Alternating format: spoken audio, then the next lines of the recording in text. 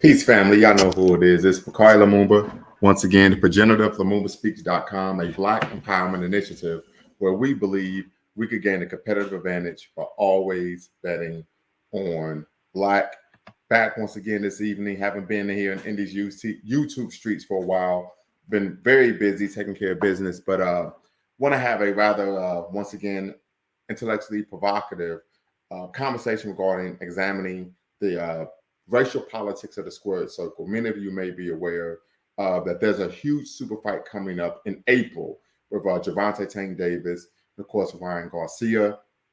Many are arguing that this is a Mayweather De La Hoya 2.0. We do know that both fighters are current or even former acolytes or students of Oscar De La Hoya and Floyd Mayweather. And so I thought this would be a good opportunity to examine the racial politics of the squared circle, also known as boxing. We know boxing at one point in America was one of the preeminent sports, right? I can recall in my grandfather's generation, he shared with me that growing up in the 1930s, every young man wanted to be a boxer, right? And then we've even seen the rise of women's boxing, particularly Clarissa Shields. She's considered the #1 pound-for-pound boxer in the world by most reputable publications. And so we're going to have a conversation about that as well. If you're just tuning in, make sure you hit the subscribe and like button. Thumbs up, thumbs up, thumbs up. Don't forget to hit that notification bell, subscribe, like, and share. We're going to be having a conversation regarding why boxing matters for the fitness. Appreciate you, brother. Hope you could tap in, be part of the conversation, examining the racial politics of the squared circle. Many of us may be familiar with the first Black heavyweight champion, Jack Johnson. But 100 years before he fought for the heavyweight championship and won, there was actually a boxer named Tom Mollify. And he actually was born a slave in Virginia, gained his freedom, and as a result was able to challenge for the European championship in England.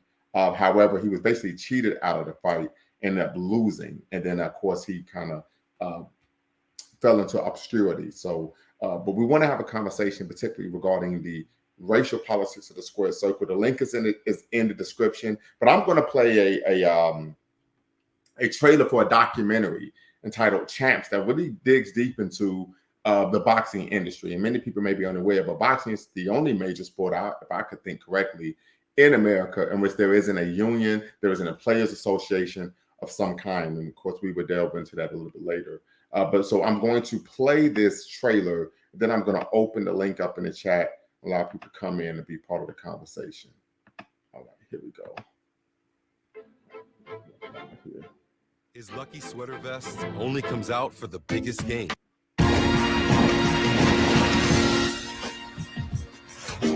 That's all I dreamed about, being a champion. I'm the best ever. I got into boxing because I wanted to be the very best. He is not going to get up. My goal was to be the baddest guy that I can be. It's the most dangerous sport there is. A fighter don't care who his opponent is. In my weight, bring him. People are literally fighting for their lives. Boxing is one of those sports where the toughest mothers in the world are letting some guys that couldn't make it take advantage of them. Boxing is laissez-faire capitalism run amok. Don King told him, every time that you knock somebody out in the first round, I give you $100,000 in cash. And he's down again. The sport itself, there's a purity to it, but the business might be the most unsanitized of all businesses. It's a sport where you can be used. How do you handle that? There's always this possibility of tremendous loss. One punch and it's all over with. Holyfield might have Tyson. It's the American dream and it's the American nightmare. They all want this boxer to make them money. Once the boxer doesn't, they're cast aside like rubbish. The role models I see was the people in the street. You're looking at your environment and no one's helping you. Boxing's an escape from violence and poverty, but you're escaping through violence itself. Why is it every sport have some type of union and boxing don't? Anybody on this planet, you could beat them in a fair fight. Tell me how that'll feed your ego. All I want to do is not die. It's over. It's the ones that know how to lose, make yourself better, and come back. That's boxing.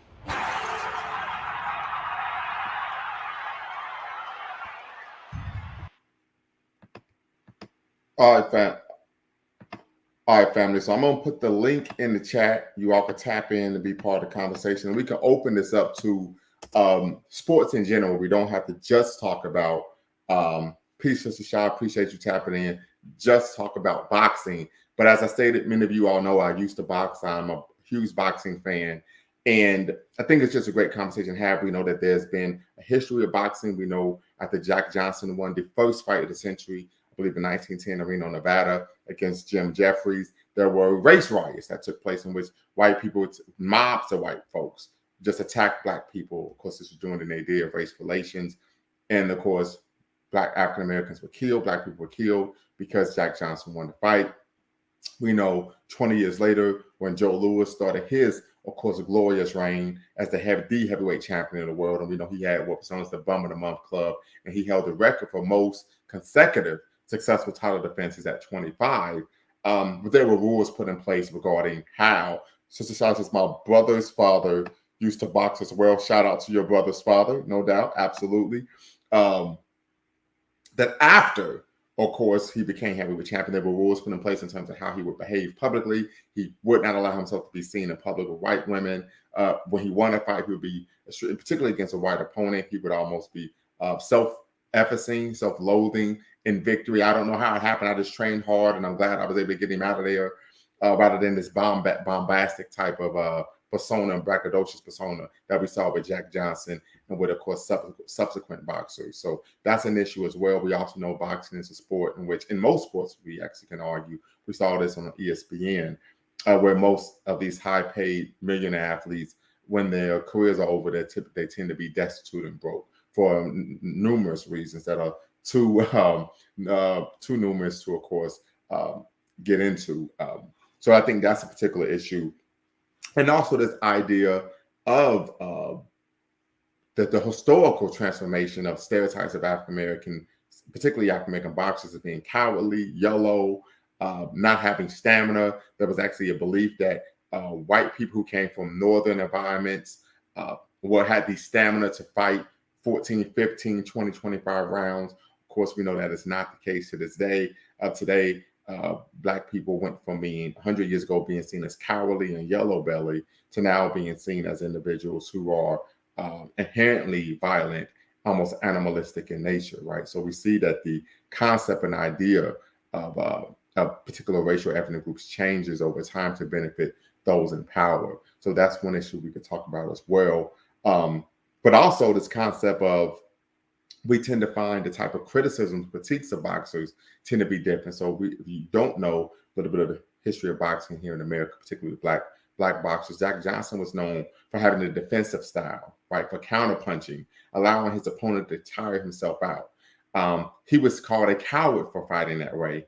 But when white boxers or white contenders began to adopt that same type of boxing style, they were called heady, they were called intelligent boxers. Some were even called gentlemen for being cerebral in the ring, while Jack Johnson was called a coward, right? We even saw the same with Floyd Mayweather Jr., the fact that he had a defensive first style, he counterpunched, he used his speed, his athleticism, and of course his wits, his brain, his boxing IQ to win fights. He was called a coward. But when other fighters, particularly ones such as Vasily Lomachenko, would use that style, this is the best thing we've ever seen since sliced bread, right? And so we still see that there are some racialized components to boxing, particularly in terms of pay, notoriety, and I think even more importantly, at least for boxers, because they are an individual entity in terms of how they're marketed to the American press, right? And even, I dare say, the world. So with that being said, the link is in the chat. We can open this up to have a conversation about sports in general, Black sports in general. We also know that, unfortunately, the history of Black athletics in America stems, of course, in 19th century plantations, right? Oftentimes, sports was used as a way to mollify enslaved African Americans and quell riots, slave revolts, right? So many people may be unaware of that. I think there's a great book one could read if you want to really gain a historical perspective on Black athletics, and that is, of course, the book here, $40 Million Slaves, The Rise, Fall, and Redemption of the Black Athlete by William C. Rhoden. William C. Rhoden is a former New York Times columnist and has written for the Sports Times. He won the Peabody Award in 1996. And of course, he's a graduate of HBCU, Morgan State University. So once again, if you are interested in, of course, reading further about the history of Black athletics, particularly how it's rooted in, of course, of stemming and quelling the impetus for slave revolts and slave rebellions, I've been more than happy to, of course, recommend you get this book and where you can get the book. But once again, the link is in the chat, brothers and sisters. The link is also in the description. I want you all to tap in and let's have a great conversation about the racialized nature of not only boxing, but American sports in general. I think we can also argue we've seen some racialized animus, anti-Black sentiments regarding Serena Williams and her Hall of Fame career. I think she's the GOAT personally. When many would argue that she was masculine or she was actually a man, just extremely disparaging, disrespectful comments. I can recall there was a time in the 90s where Serena and her sister Venus, and shout out to Venus Williams as well, were competing at Wimbledon. And they were wearing, I believe, braids and they had beads. And one of the beads fell on the court. And they, believe the judge stopped her a point, right? So we've seen these type of things take place where, of course, their white or non-Black counterparts don't face these type of sentiments. So we definitely see anti-Blackness as ubiquitous. And of course, sports, oftentimes it's been the impetus for a lot of anti-Black sentiments. We could talk about the jockey syndrome, right? Many people may be unaware, but at the turn of the century, coming out of slavery, the preeminent jockeys in the sport of horse racing were Black, right? However, once they began to gain notoriety and it was a way to make quite the living, we found a situation in which whites began to create anti-Black jockey unions to bar Black people being able to become jockeys. And so we see this situation where rules are changed over time to, of course, create guaranteed racialized outcomes. Another example I could think of is on the hardwood, of course, in basketball. In college, Lou Alcindor at the time, now known as Kareem Abdul-Jabbar, they outlawed dunking because he was such a dominant player, right? And they never had a problem with someone dunking the ball until, of course, Kareem Abdul-Jabbar became a dominant player, during his tenure at UCLA. So I think these are some examples, historical examples of course, the racialized nature of sports and in particular boxing. But the link is in the chat, brothers and sisters. Hope you all could tap in and be part of the conversation. But before we do that, I want to go over the rules here at Lumumba Speaks. As you all know, we like to call this housekeeping. Diversity of thought is welcome. So if you have a dissenting opinion, get them on, no issue, no problem. You can still tap in, be part of the conversation. However, I do require that you cannot make fundamentally false statements, right? So I will give an example of one giving an opinion, then making a fundamentally false statement. As we know in the sport of basketball and the NBA, the ongoing debate, it seems, is who's the better player, Michael Jordan or LeBron James. You could come in and say tomato, tomato, I really wouldn't care. However, if you were to claim that Michael Jordan, LeBron James is a better player because Michael Jordan only won one championship, then that would be a patently false statement. And of course, I would have to correct you there. Second,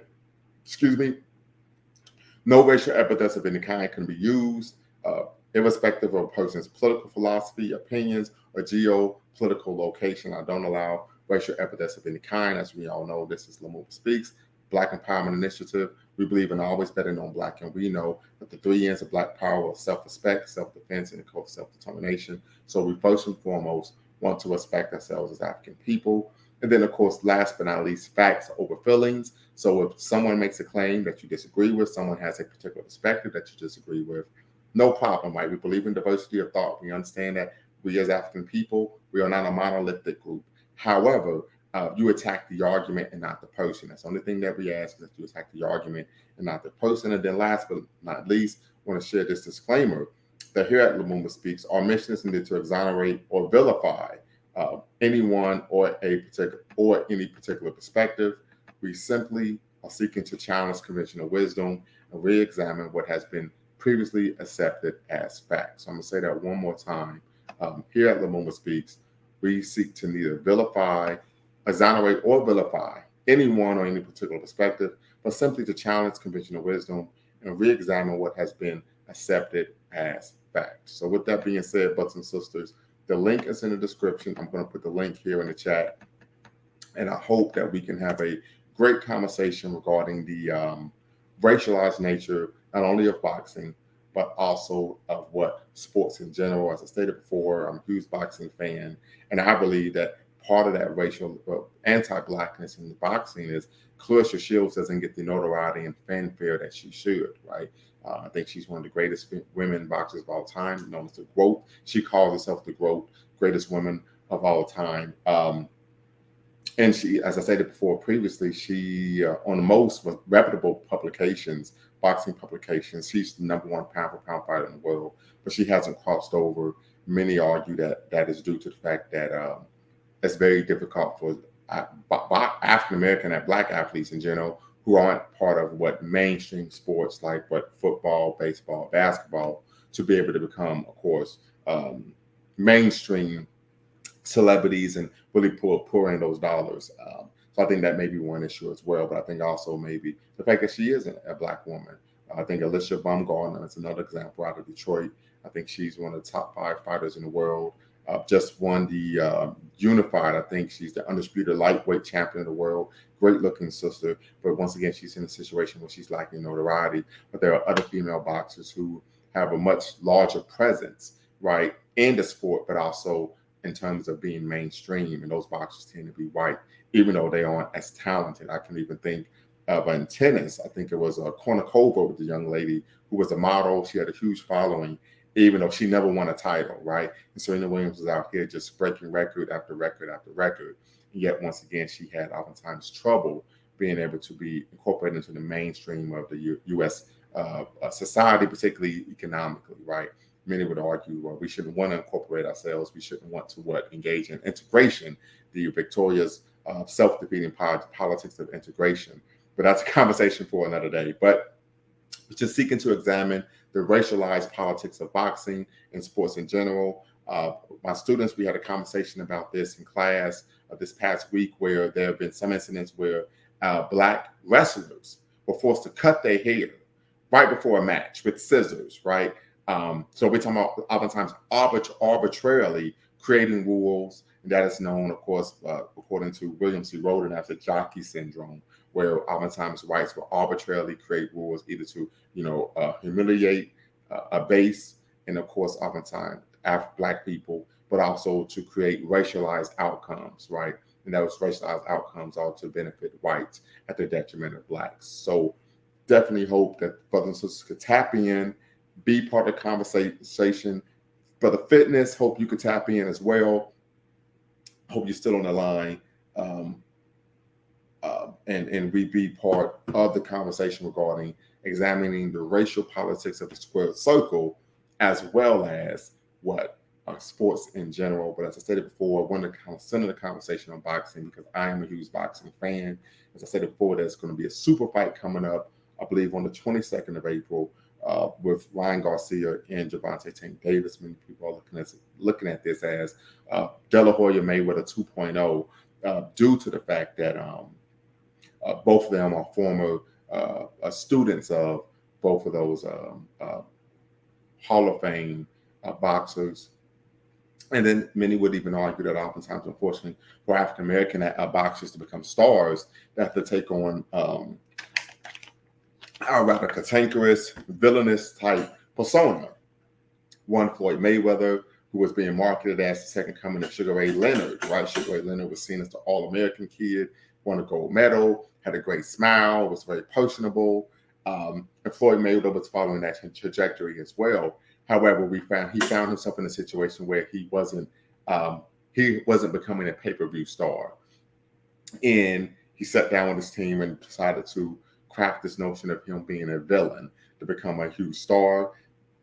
As many people may be unaware that prior to Floyd Mayweather rising to be the #1 pound-for-pound fighter in the sport, there were several Black boxers before him that were #1 pound-for-pound, particularly Roy Jones Jr., Bernard Hopkins, and even Pernell Whitaker, right?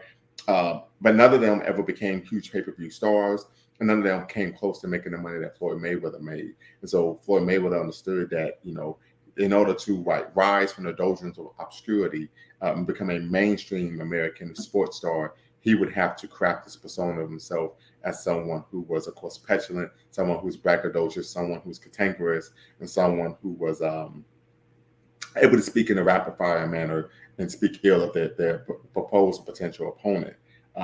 Many would argue that white boxers don't have to do that to become mainstream stars. Think of one of Vasily Lomachenko.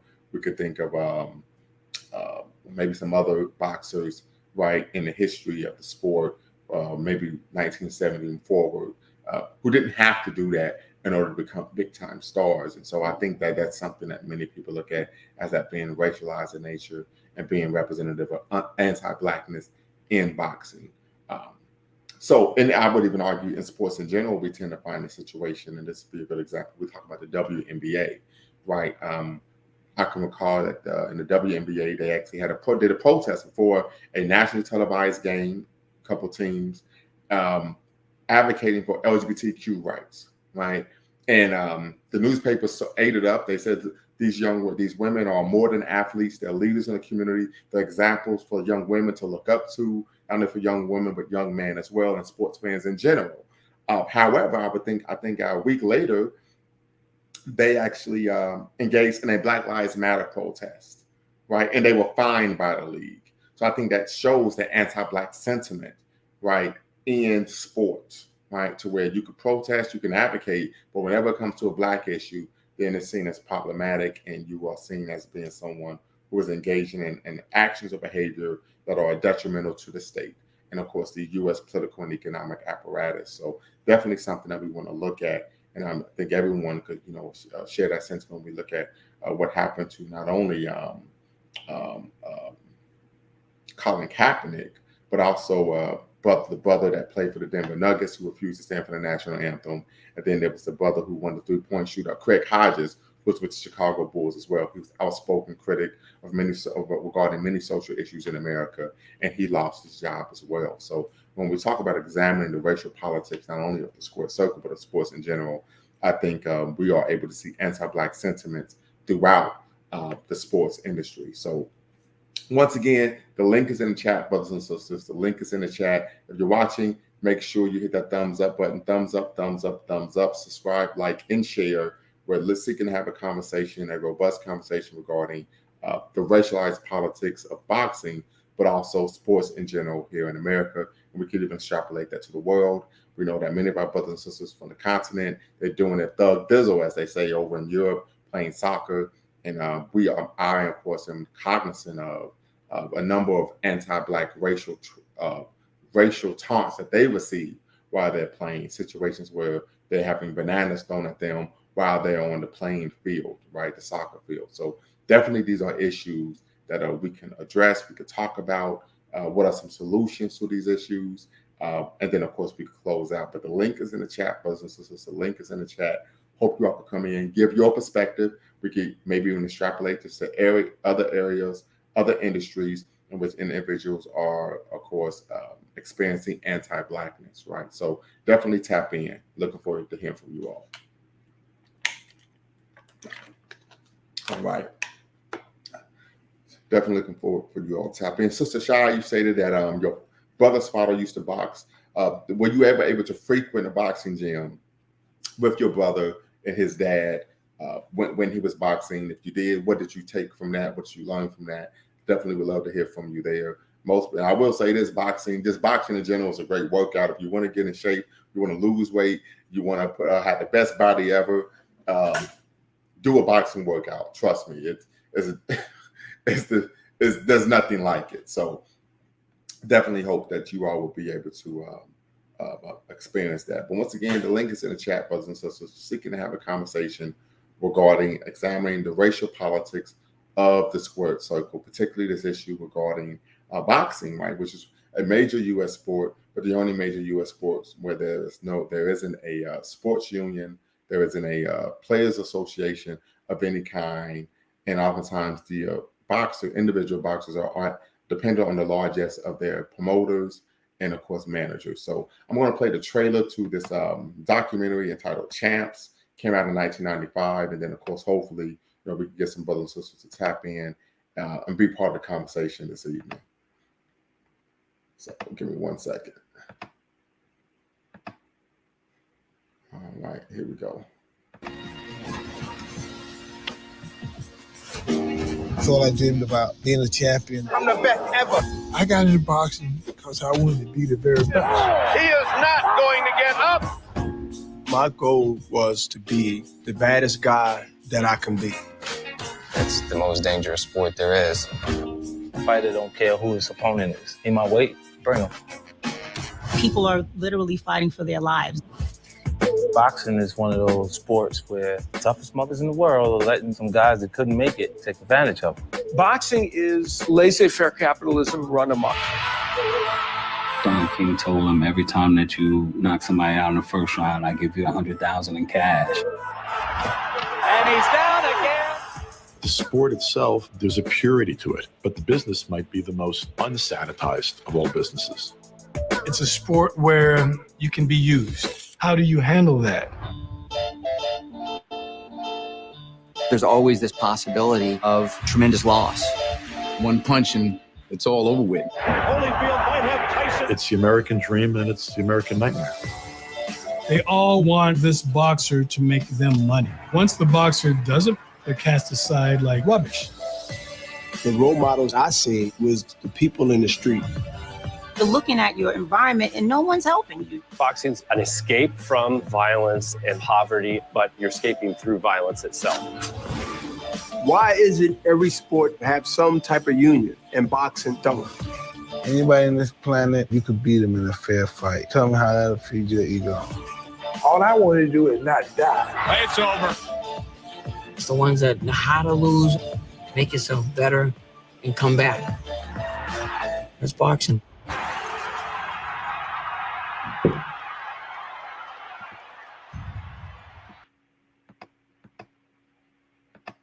All right, so we're back, family.